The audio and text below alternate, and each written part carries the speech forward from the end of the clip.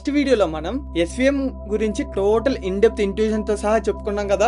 ఒకవేళ ఎవరైనా మిస్ చేసి ఉంటే కింద డిస్క్రిప్షన్ లో లింక్ పెడతాను, please go and watch guys.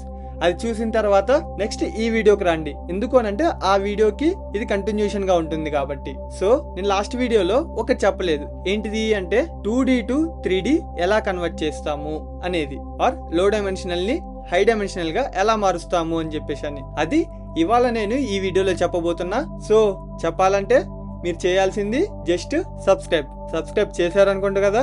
So ఇక స్టార్ట్ చేద్దామా? డన్. ఇప్పుడు లోయర్ డైమెన్షనల్ ని హయ్యర్ డైమెన్షన్ గా ఎలా మార్చుకోవాలో ఇప్పుడు మనం చెప్పుకుందాం, ఓకేనా? లెట్ సపోజ్ మన దగ్గర ఈ విధంగా డేటా పాయింట్స్ ఉన్నాయి అనుకుందాం.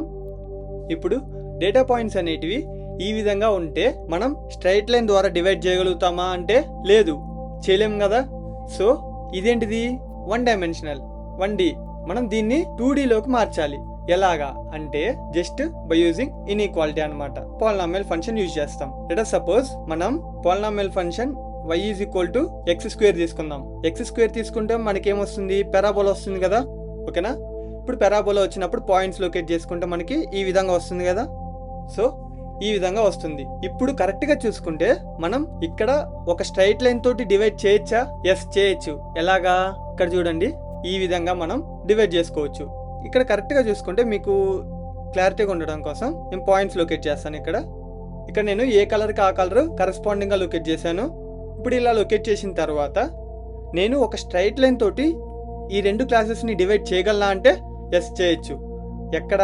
ఇక్కడ చూడండి, ఇక్కడ చూసారా, స్టార్టింగ్ మనకి డేటా అనేది ఈ విధంగా ఉన్నప్పుడు డివైడ్ కాలేదు, స్ట్రైట్ లైన్ తోటి డివైడ్ అవ్వలేదు. సో మనం ఏం చేసాము, ఈ 1Dని 2Dగా మార్చాం. 2Dగా మార్చిన తర్వాత ఏమైంది, ఇక్కడ డివైడ్ అయింది ఈజీగా. ఏం యూజ్ చేసాము? పాలినామియల్ ఫంక్షన్ యూజ్ చేసాం కదా. సో ఇలా లోయర్ డైమెన్షనల్ నుంచి హయ్యర్ డైమెన్షనల్ గా కన్వర్ట్ చేయడానికి మనం కర్నల్ అనేది వాడతాం. ఈ కర్నల్ అంటే నథింగ్ బట్ ఒక ఫంక్షన్ మనం యూజ్ చేయడం వల్ల ఏమవుతుంది అని అంటే లోయర్ డైమెన్షనల్ కాస్త హయ్యర్ డైమెన్షనల్ గా మారుతుంది. ఈ హయ్యర్ డైమెన్షనల్ గా మారినప్పుడు మనం డేటా పాయింట్స్ ని లీనియర్ లైన్ తోటి డివైడ్ చేయొచ్చు, అంతే కదా. ఎస్. ఇప్పుడు ఇక్కడ మనం వాడింది ఏంటిది, పాలినామియల్. సో ఇది పాలినామియల్ ఫంక్షన్ అంటే నథింగ్ బట్ పాలినామియల్ కర్నల్. మనం ఒకవేళ లీనియర్ ఫంక్షన్ కనుక యూజ్ చేస్తే దాన్ని లీనియర్ కర్నల్ అని అంటాం. ఇప్పుడు ఒక్కసారి మనం ఈ కర్నల్స్ అన్నిటి గురించి చెప్పుకుందాం. First one linear colonel. ఇది ఎలా ఉంటుంది అని అంటే k(x, z) is equal to x transpose z. ఇది లీనియర్ కర్నల్ అన్నమాట. ఇది చేయడం వల్ల మోస్ట్లీ ఎటువంటి చేంజెస్ అనేటివి ఉండవు. ఇక్కడ మనకి నో ట్రాన్స్ఫర్మేషన్. అండ్ అలాగే నెక్స్ట్ వన్ పాలినామియల్ కర్నల్. ఇది ఎలా ఉంటుంది అని అంటే k(x, z) is equal to x transpose z plus c whole power d. ఇక్కడ c అంటే నథింగ్ బట్ కాన్స్టెంట్, d అంటే డిగ్రీ అన్నమాట. ఇప్పుడు మనం ఏ డైమెన్షనల్ కి మారుస్తున్నాం అని చెప్పేసి ఆ విధంగా మనం ఇందాక ఏం చేసాము, y ఈక్వల్ టు x² అని చెప్పి రాసుకున్నాం కదా. అంటే దీని డిగ్రీ ఎంత, 2 అని అర్థం. ఇప్పుడు ఇక్కడ నుంచి మనకి ఏమేమి వచ్చాయి, ఆల్రెడీ మన దగ్గర x1 x2 ఫీచర్స్ అనేటివి ఉన్నాయి. ఇక్కడ చూడండి, ఇది x1 ఇది x2 అనుకుంటే x1 ఇది x2 ఇది కూడా x1. సో x1 x2 అనుకుంటే మనకి డిగ్రీ 2 అవ్వడం వల్ల ఇంకా ఏమి వచ్చింది, ఎక్స్ట్రాగా x1² వచ్చింది. అండ్ అలాగే x2² కూడా మనకు వచ్చింది. సో ఇక్కడ చూసుకుంటే మనకి ఈ విధంగా 2 టైప్స్ ఆఫ్ ఫీచర్స్ అనేటివి వచ్చాయి. ఇప్పుడు వీటిని యూజ్ చేసుకొని మనం ఇంకా ఈజీగా డివైడ్ చేయొచ్చు. దీని యొక్క యూజ్ కేసెస్ ఏంటిదంటే సమ్ విజన్ టాస్క్ వచ్చినప్పుడు ఇవి యూజ్ చేస్తూ ఉంటారు, ఈ టైప్ ఆఫ్ కర్నల్స్ అనేటివి. అండ్ అలాగే next kernel RBF or Gaussian kernel. ఇది మోస్ట్ పాపులర్ కర్నల్ అన్నమాట.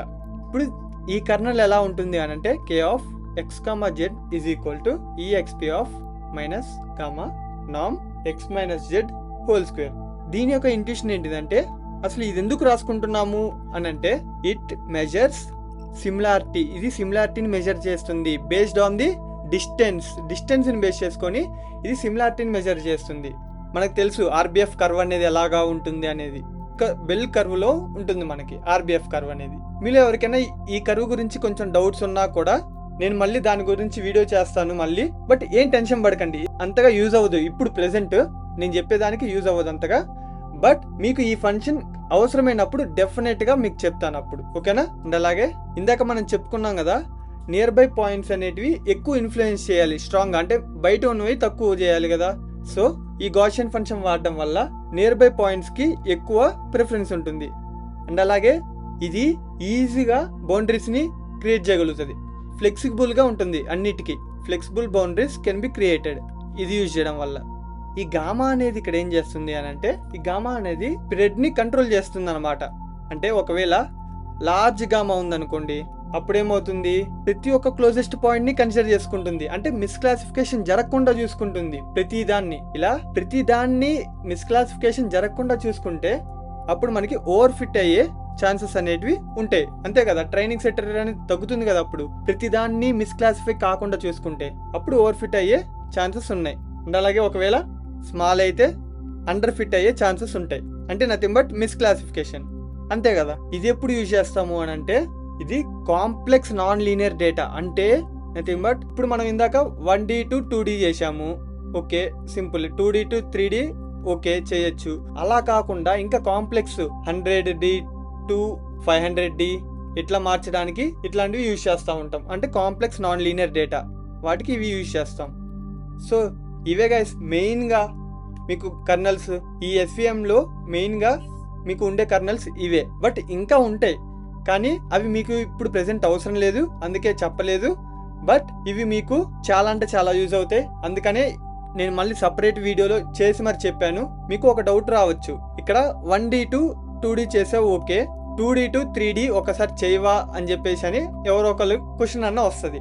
సో ఆ క్వశ్చన్కి నేను ఇప్పుడు చెప్తున్న ఆన్సర్, లెట్ us సపోజ్ మన దగ్గర అవుటర్ సర్కిల్లో ఈ కలర్ తోటి డేటా పాయింట్స్ అనేటివి ఉన్నాయి అనుకుందాం, ఓకేనా. అండ్ అలాగే ఇన్నర్ సర్కిల్లో ఈ డేటా పాయింట్స్ అనేటివి ఉన్నాయి అనుకుందాం, ఓకేనా. ఇప్పుడు ఇదేంటిది 2D, ఇప్పుడు దీన్ని 3Dలోకి రాసుకోవాలి. ఎలా వస్తుంది అని అంటే 3Dలోకి ఇప్పుడు ఒకసారి ఇమాజిన్ చేసుకోండి, ఈ రెండు గ్రీన్ కలర్ సర్కిల్ అండ్ అలాగే పింక్ కలర్ సర్కిల్ రెండు టేబుల్ మీద పెట్టాం. ఇప్పుడు మనం స్ట్రైట్ లైన్ తోటి డివైడ్ చేయొచ్చు అంటే చేయలేం. సపోజ్ ఇప్పుడు ఈ గ్రీన్ కలర్ సర్కిల్ ని కొంచెం హైట్ పెంచండి. హైట్ పెంచడం వల్ల ఏమవుతుంది మీకు అంటే, మనం 3Dలో డ్రా చేసుకుంటే ఇప్పుడు ఇక్కడ హైట్ పెంచినప్పుడు ఈ red colour or orange colour ring కి అండ్ అలాగే గ్రీన్ కలర్ రింగ్ కి మధ్యలో ఒక ప్లేన్ ని పంపిస్తున్నాం, అదే దాన్నే హైపర్ ప్లేన్ అని అంటాం. లెట్ us సపోజ్ ఆ హైపర్ ప్లేన్ జెడ్ యాక్సిస్ గా ఇక్కడ తీసుకుంటే, మనం ఇప్పుడు ఇది ఒక యాక్సిస్ లో ఉంది అండ్ అలాగే నాకు గ్రీన్ కలర్ రింగ్ కూడా ఇంకో యాక్సిస్ లో ఉంది. సో సారీ, ఇక్కడ ఈ రెండు ఒకే ప్లేన్ లో ఉంటాయి కదా, ఈ రెండు ఒకే ప్లేన్ లో ఉన్నప్పుడు మనకి ఒక హైపర్ ప్లేన్ అనేది వస్తుంది ఇక్కడ. సో ఈ హైపర్ ప్లేన్ ఈ రెండు రింగ్స్ ని డివైడ్ చేస్తుంది. ఇప్పుడు అర్థమైంది కదా ఎలాగా అనేది.